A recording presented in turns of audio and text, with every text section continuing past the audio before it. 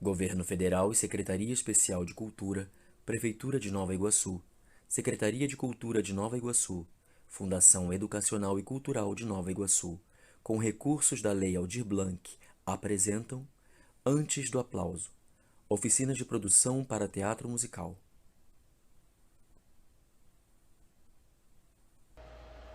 Estamos de volta, olha eu aqui, Thiago Costa, como eu prometi no vídeo anterior, agora entrevisto Israel de Castillo. Israel, mais uma vez preciso dizer que é um enorme prazer estar aqui com vocês, participando desse projeto, contribuindo, trocando com vocês. E agora vamos lá. Israel, conta pra gente como que a arte chegou na sua vida. Como a arte chegou na minha vida? Bom, Thiago, assim como você contou uma história bem interessante de um longo tempo, né? A arte também chegou para mim bem cedo, bem cedinho. Sendo que eu só fui prestar atenção mais tarde, quando eu entendi realmente o que é a arte, né? No sentido da sua abrangência, das suas linguagens. Não que eu viesse a saber realmente isso, enfim, cedo, quando criança.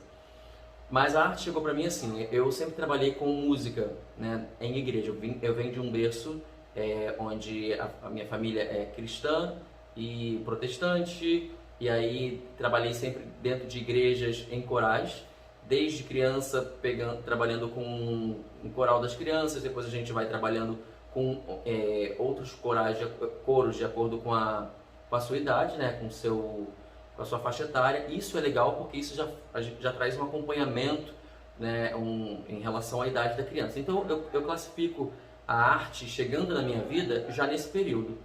Por quê? Porque eu acho que eu não posso caracterizar a arte somente como teatro, somente como dança. A arte ela é completa. E eu além de ator, né, eu sou músico, como muitos sabem. E então por isso que eu trabalho, além de professor. Eu vou me apresentar depois. Acho que seria legal a gente começar me apresentando, talvez, né? Pode começar. Vou voltar o que eu fiz. Pode ir daí. Pode ir mesmo? Claro. Então beleza, então vamos voltar daí. Pra quê, gente? Voltar pra quê, né? Eu já ia ficar embaralhado aqui, mas vamos lá. Deixa eu me apresentar primeiro, antes de começar a falar como a arte chegou em minha vida. Bom, eu sou Israel de Castillo, eu sou, além de produtor, eu sou músico, sou ator e também sou professor e turismólogo.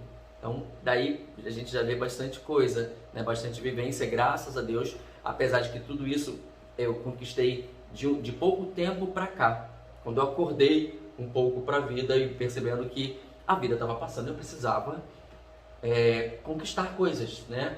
Então, assim, eu conheci o teatro, né, foi em 96, lá no Teatro do Sesc, quando eu conheci o teatro, realmente, e a partir daí eu comecei a ter essa ligação com o teatro, mas depois de um tempo... Só um minuto, quantos anos você fez de teatro no Sesc? No Sesc eu fiz quase um ano de teatro. Quase um ano? Cerca de... Em 96? Foi em 1996. Então a gente se conheceu em 96, 97. Eu acho que a gente conheceu isso, respondendo aquela pergunta, né? E então eu comecei com teatro aos 16 anos, foi em 1996. E aí nisso eu comecei a conhecer realmente o teatro, me apaixonei pelo teatro, mas eu parei com o teatro durante um período, né? Eu fiquei parado durante um longo período, e aí nesse período eu fiz faculdade, eu fiz letras na UERJ, apesar de não ter concluído, porque paralelo a isso eu decidi voltar ao teatro, já foi 10 anos depois, quando eu tinha 27 anos, mais ou menos. E aí eu comecei a fazer faculdade e voltei a fazer curso de teatro já no Retiro dos Artistas, né? E aí eu me formei como ator, profissionalmente. Posteriormente eu fiz já trabalhando como ator e músico, né? Eu vim fazendo turismo, eu passei para turismo na Universidade Rural, aí eu concluí turismo na Universidade Rural. Logo depois eu emendei com a faculdade de licenciatura em artes visuais, que é a que eu estou concluindo agora, e aí eu me tornei professor. E já estou há um tempo lecionando também, né, para alunos fundamental até o ensino médio. E agora você volta pro Retiro dos Artistas para morar, no caso de JB. Mentira. Gente, que absurdo, dá pra ver meu cabelo branco aqui da tela? Vou ter que pintar. Seguindo. Seguindo. Então, só para explicar que como a arte chegou na minha vida, né? Então, de tudo que eu faço, em todas as linguagens, a música chegou primeiro. Então, a música ela chegou quando eu era criança, quando eu vivia ainda com a minha família na igreja, cantava nos grupos, participava das cantatas, que é o que a gente chama hoje de teatro musical, que é isso que a gente está falando aqui. Nas igrejas a gente chama de cantata, né? Cantata de Natal, cantata de Páscoa, as duas principais cantatas, mas podem haver outras cantatas ou recitais. E eu já trabalhava dessa forma. E eu já trabalhava também, não somente na parte de cantando, né? Eu acabava pegando a produção, cenário e atuação. Por quê? Por eu trabalhar posteriormente, principalmente quando eu já tinha 16, quando eu fiz 16 anos, comecei a fazer o teatro no Sesc, né? Eu já tinha essa noção maior de interpretação, que eu não tinha antes dentro da igreja. Eu comecei a pegar essas funções da igreja. Mas antes disso eu já sempre trabalhei com canto, coros, trios, enfim. Aí chegando lá no momento Sesc, que é onde realmente o teatro entrou na minha vida, dessa forma consciente, vamos chamar assim. Eu fui convidado pelo meu primo, que já era ator, né, na época, e aí ele estava com um espetáculo, se eu não me engano, na Tijuca, no Tijuca Tênis Clube. Qual o nome dele? Robson. Beijo, Robson Franco, que tá beijo assistindo a grande, gente. meu primo querido. E aí, Robson sabe dessa história, né? Que ele foi também um grande incentivador, talvez sem saber, na época, agora ele sabe. E aí ele me convidou, ele falou, eu tô com um espetáculo lá infantil, lembra também do espetáculo, você se lembra do seu espetáculo infantil, né? Que você assistiu, que foi Chapeuzinho Vermelho, que você falou. Sim. Tá pensando aqui, né? E eu tô ligado. E aí, o espetáculo que eu assisti foi o Soldadinho de Chumbo. Foi maravilhoso o espetáculo, assim, uma montagem maravilhosa. E eu lembro que quando a gente estava na ida, na realidade, a gente comprou o jornal, tava eu, ele e meu irmão, Eduardo, meu irmão mais velho, e a gente comprou o jornal e tinha lá um tijolinho, né, curso no Sesc de teatro, inscrições abertas. Beleza, vamos passar lá na volta. A gente foi para o Tijuca Tênis Clube, ele fez a peça dele, nós voltamos, passamos no teatro do Sesc, e no Sesc fiz minha inscrição. Quem me atendeu, quem fez minha própria inscrição foi o próprio Lino. A minha também. Acho que não tinha funcionado para isso. Depois que começou a abrir. Depois que tinha secretaria, essas coisas. Então, aí foi o próprio Lino, fez minha inscrição. E daí por diante eu conheci realmente o que era o teatro dentro dessa linguagem artística, o que todas as etapas do teatro, de produção, figurino, cenário, montagem em geral. Me apaixonei e aí daí por diante o teatro me conquistou. Quando eu falo que eu fiquei um tempo sem fazer o teatro, foi por uma questão mesmo, na época, né, por conta de igreja, por conta de diversos outros fatores que eu consegui assimilar com a maturidade, com o tempo, e acho que agora eu consigo conciliar tudo isso. E aí eu fiquei um longo tempo sem fazer teatro, daí que eu comecei a fazer a faculdade na UERJ, e aí também eu acordei, falei, não, eu quero concluir o que eu estava fazendo antes, que é ser ator. E aí eu me inscrevi no curso profissionalizante do Retiro dos Artistas, né? Do sindicato, do SATET, que funcionava dentro do Retiro dos Artistas. E lá eu fiz o curso, me profissionalizei, daí eu tive que escolher ou teatro, que estava me consumindo, né, as duas coisas, teatro ou a faculdade UERJ, letras, né, acabei saindo da UERJ, mas eu não me arrependi porque eu estava indo atrás do meu sonho. E aí durante muitos anos, desde então eu estou vivendo do teatro e da música por conta dessa minha decisão. E aí passou-se um longo período, eu decidi fazer novamente o Enem, né? E aí eu passei para turismo na Rural, concluí turismo na Rural, e assim que num mês que eu concluí turismo na Rural, no outro eu já estava me inscrevendo para licenciatura em artes visuais, porque eu queria justamente mesclar tudo que eu aprendi de uma coisa para outra. E tudo isso eu chamo de arte, né?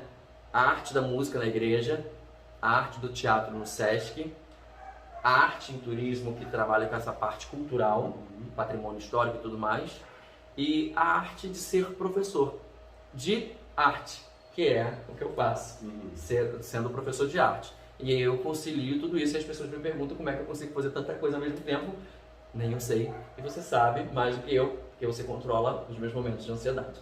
É isso. Ah, e a arte é isso. Algum dia você já imaginou que você podia viver da arte? Lá atrás, na cantata da igreja, você achou um dia que você podia viver de arte? Não, eu acho que não.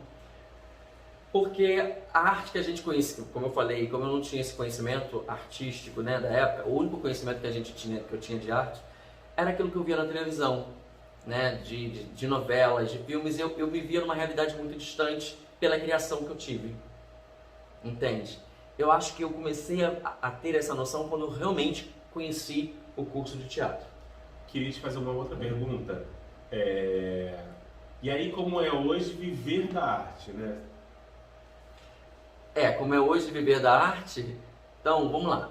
Vamos voltar então um pouquinho, né, a essa pergunta que você me fez.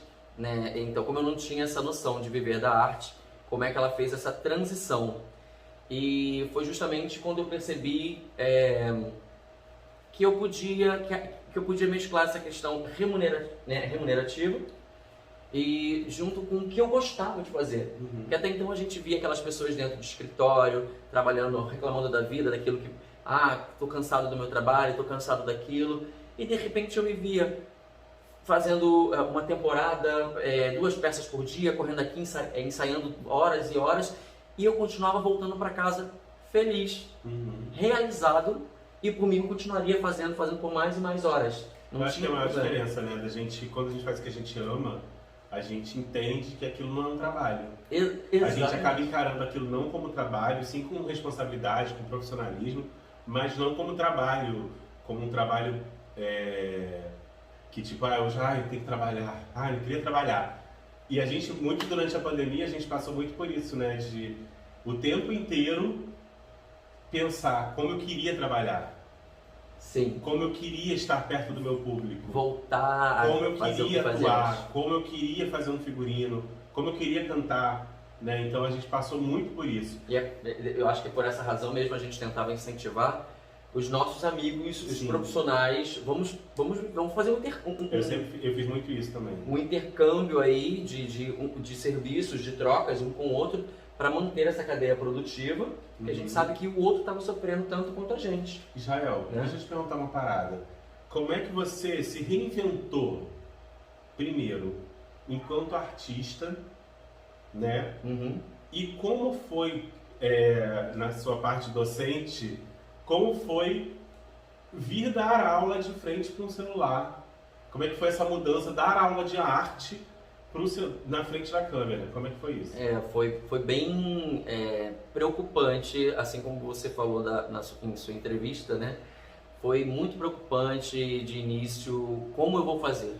Primeiro, como eu vou fazer? Você estava falando do olhar, de ter essa troca. Eu acho que na arte, mais do que nunca, a questão de toda ação leva a uma reação, né? Ou toda reação, enfim, toda ação leva uma reação, toda reação precisa de uma ação, né? O teatro, acho que a arte em si, ela precisa disso. Ela precisa dessa troca do olhar, como você mesmo falou, precisa do som dos aplausos, a gente vive disso, não é à toa que a gente escolheu o nome desse projeto de Antes do Aplauso, porque a gente sabe que até que se venha o aplauso, que é todo o nosso... É todo um processo, né? E o aplauso, que é todo o nosso reconhecimento, tudo aquilo que a gente espera, né, como resultado, como prova de que aquilo que você fez é o que você realmente escolheu, o que você está fazendo bem, a gente está falando do que vem desse processo. E a gente precisava desse som, desse aplauso, dessa troca.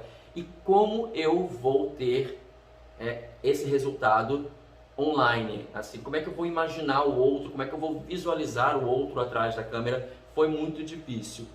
Primeiro a gente tem isso. Segundo como eu vou fazer, que vem conhecimento técnico, que eu acho que muita gente teve que se reciclar em conhecimento técnico, domínio de internet, domínio de aplicativos, né? Então teve muita... Não só isso, né? Também de iluminação, qual é a melhor luz, exato, qual a melhor voz, como preparar a sua voz para dar aula, como que falar para o celular a gente fala num tom, que é outro tom que você usava dentro de sala de aula. Tempo de fala, tempo de resposta. Então eu acho que tem tudo isso.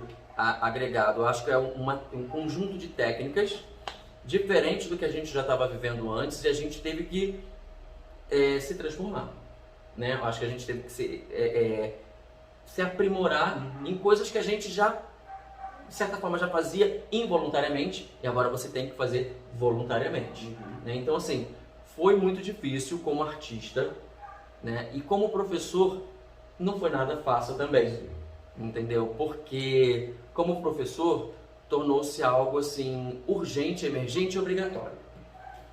Urgente, emergente e obrigatório, porque a gente sabe que a educação é básico, né? É um elemento, é básico no Brasil. Pelo menos tem que existir educação, né? Ela não pode parar. Então, o professor teve que se reciclar muito mais do que, às vezes, um artista. Muito mais rápido, vamos dizer. Prefiro falar. Até porque o artista já... Não desmerecendo o artista. Não, o artista já está um pouco preparado para isso também, para fazer vídeo, para fazer televisão, para fazer cinema. Então essas técnicas acabam já passando pelo nosso universo. O professor não. Nós temos professores, olha, eu tenho amigos professores de 19 anos, 20 anos, 30 anos, mas tenho professores também de 50, 60 anos. E esses professores nessa idade talvez nem não conhecem ainda, não dominam ainda, não dominassem ainda o celular, que era básico, né? Então nós estávamos à frente e a gente foi um ajudando o outro. É muito legal que a escola em que eu trabalho, os outros grupos que eu trabalho, a gente encontrou essa necessidade de um ajudar o outro, de madrugada, aí chega a mensagem, eu tô gravando essa hora, por quê? Porque o sinal da internet só funciona nessa hora pra mim, né? Porque a plataforma tá melhor, tá descongestionada. Eu cansei de dormir madrugadas, né, gravando vídeo para postar, porque era mais fácil naquele horário, tava descongestionado, né, a internet. Não só isso também, a hora que seu vizinho tá quieto, porque a gente não tem um espaço adequado em casa. O carro do ovo não tá passando. Isso aí, a propaganda da rua não passa, não tem gente chamando no portão, então a gente acabou... Todo mundo, acho que acabou meio que assim, né? E engraçado que de início eu tinha medo, porque quando passava qualquer carro de som, carro do ovo, carro do gás, cachorro latino, eu parava o vídeo e voltava a aula. Depois eu assumi isso. Israel, não tem como parar. Não tem como parar, por quê? Porque é um novo normal. E a vida não para, né? E a vida não para. Nada parou, na verdade. Não dá pro cachorro da minha vizinha parar de latir, porque a gente tem que gravar um vídeo. Não dá para o cara do ovo parar de vender ovo, mas a gente está em casa e todo mundo sabe que a gente está em casa e que a gente está gravando de casa. E que é a nova realidade. Eu tinha que entender isso também como a nova realidade do meu aluno.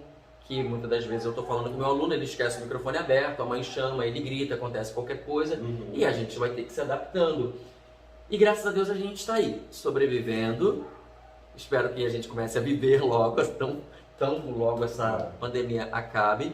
A gente está aí nesse processo de resiliência, né? E se readaptando cada vez mais. A cada soco que a vida nos dá, a gente vai se readaptando. A gente está aqui utilizando essa câmera e todo esse aparato aqui que foi criado justamente para isso, né? Graças a esse momento que a gente conseguiu passar com um pensamento positivo. Nunca deixar que esse momento, né, trouxesse a gente para o negativo, né? Então a gente tem que olhar para frente, não parar, não desistir nunca. Então eu acho que assim, essas dificuldades de se reinventar, se reciclar, né, elas estão sendo superadas, estão sendo vencidas e esse nosso trabalho, eu acho que é prova viva disso, né? Entende? Você não estava combinado, mas você falou o seguinte. Você tinha falado sobre aula, não, sobre espetáculo, né? Você lembrou o primeiro espetáculo que assistiu. Sim. Lá atrás. Eu também lembro o primeiro espetáculo que eu assisti. Só que eu tenho quase certeza que você também lembra qual o primeiro espetáculo que a gente assistiu junto. Ah, eu lembro. Eu pensei que você fosse me perguntar qual o primeiro espetáculo que eu fiz. Eu também lembro, claro. Você tem que lembrar, por favor. Mas foi... Eu lembro. Esse Mundo é um Pandeiro, né? Este Mundo é um Pandeiro, que foi uma montagem na escola Martins Pena. Que era um musical que falava sobre samba. Exatamente, que a gente tem em relação com esses trabalhos que a gente está fazendo hoje. E assim, Esse Mundo é um Pandeiro foi uma montagem na Martins Pena, eu estava lá com meu amigo Cris. Beijo, Cris. Beijo, Cris. E de repente, como a gente falou, a gente já havia se esbarrado no Teatro Sesc, Uhum. mas a gente não se conhecia. E o Cris era da minha turma, não era? O Cris era da sua O Cris turma. era da minha turma. E eu já conheci o Cris antes de você. É. Antes Todo de... mundo conhece a Cris. todo. É isso aí. Pode até pra fazer uma paródia com aquela minissérie, né? Com aquela seriado, mas esquece. Pula, que eu não vou cantar agora não. E aí, já cantei demais, né? Vou cantar demais nas próximas aulas, tá, pessoal? E assim, a gente se conheceu neste mundo é um pandeiro, e daí por diante surgiu uma amizade de, assim, nos tornamos irmãos, 96. amigos. 96 não? Ah, você falou 96? Não. Foi quando você começou. Não, 96 Você eu fez comecei. um ano, então foi 96. 96 eu comecei, o seu curso no Sesc foi em 97, a gente se conheceu em 98. Não, você já tinha feito. De 97 para 98. É, foi nesse período. Agora, depois eu tava 97, fazendo as contas. É, mentira, tu fez agora. Não, eu tava Ah, fazendo. depois eu acabei de te perguntar. Não, mas aí então, né, eu penso rápido, entendeu? Você tem que pensar rápido, gente, por favor. E aí foi aí. Acho que foi nesse período que a gente se conheceu e daí por diante não paramos mais, né? Isso aí. Quando eu conheci o Thiago, ele ainda morava em São João de Meriti, Isso aí, depois eu fui pra Nova Iguaçu. Nova Iguaçu, E agora continuo em Nova Iguaçu direto. e continua. E aí, falando nisso, né, nessa questão de quando foi que a gente se conheceu, eu lembrei do primeiro espetáculo que eu fiz profissionalmente. Eu ainda estava fazendo curso de teatro no Sesc, mas eu fiz paralelo a isso com outro grupo que me convidou também outros amigos que estavam fazendo teatro comigo. Tá? Tinha até o Fábio De Luca, né? O Fabinho, que ele Beijo, Fábio, que tá assistindo a gente beijo também. grande. E foi a peça O Alto da Compadecida. No texto, na íntegra, né, do texto, foi no Festival de Teatro do Rio, não me lembro em qual edição, mas foi no Festival de Teatro do Rio, lá no Teatro Galeria. Eu acho que nem sei se ainda tem. Depois a gente veio fazer uma cena dele no A gente fez cena do... Alcance na época. Não, foi Que a gente fez Alta da Compadecida. Não foi o Alto da Compadecida, não. Foi o quê? Olha só, gente, como é que ele vai puxando. Foi Morte e Vida Severina. Morte e Vida Severina. Que era o antigo, não era nem curso Alcance, era o Instituto Educarte, que aí havia mesclado, né? Então era lá no Instituto Educarte. E aí o meu irmão, que é o diretor do Instituto Educarte, Beijo, Eduardo. que sempre, beijo, ele sempre foi linkado à arte. Eu conheci essa veia artística também por conta dele, né? Aquela história. E aí ele queria montar, ele é historiador, apaixonado pela cultura nordestina também, e aí ele queria montar, fazer uma releitura de Morte e Vida Severina, somente algumas cenas, para um evento que teria no Sesc. Né? Aí, Sesc De novo, passando na gente, nossa vida. beijo Sesc, contrata a gente, Beijo. Nunca te pedi nada. Tem que esperar passar a pandemia. Ah, tá, então tá bom. E aí, aí começou, né? Para, não me desconcentra, porque senão a gente só vai rir daqui por diante. E aí a gente montou 3 cenas de Morte e Vida Severina, né? Você lembrou, porque tem essa relação do Nordeste também, junto com o Alto da Compadecida. E, assim, olha quanto tempo. E eu tenho fotos, eu tenho registros disso aí. Eu vou ver se eu acho e faço umas fotos e aí coloco aqui no tá? Pra gente poder matar um pouquinho essa saudade também. Então, gente, a gente tem bastante vivência, bastante coisa aí pra contar. E é sobre essa vivência que a gente vai falar daqui pra frente, dessa experiência que a gente fala daqui pra frente, a partir de agora. O Jael já explicou lá atrás no primeiro vídeo aí, pra vocês, como é que vai funcionar esse processo, sim. Mas daqui pra frente a gente começa a estudar junto, a conversar junto, a trocar junto. Então sejam todos bem-vindos, bem-vindas, bem-vindes. Estaremos aqui para trocar com vocês. É isso aí. Beijo. Até mais. Tchau, tchau.